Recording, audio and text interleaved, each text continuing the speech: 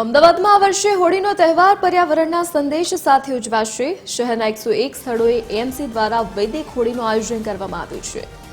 પરંપરાગત લાકડાના બદલે ગાયના છાણ અને સ્ટીકનો ઉપયોગ કરી કાર્બન ઉત્સર્જન ઘટાડવાનો પ્રયાસ કરાશે।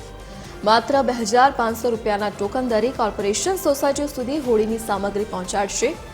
વર્ષ 2024માં 11 અને 2025માં 42 સ્થળોએ વૈદિક હોળી યોજાઈ હતી, જ્યારે આ વર્ષે તેનું વ્યાપ વધીને 101 સ્થળોએ ઉજવણી થશે।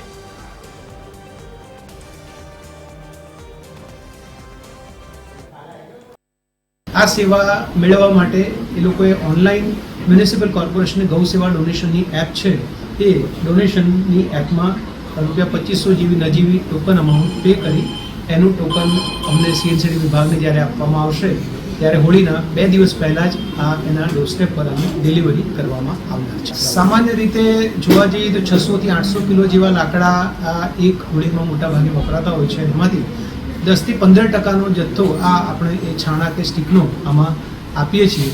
એટલે આ દ્વારા પર્યાવરણની જાળવણી અને વૃક્ષોનું જતન આમાં પણ એક નવી પહેલ સમગ્ર દેશમાં અમદાવાદ મ્યુનિસિપલ કોર્પોરેશન કરી રહ્યું છે।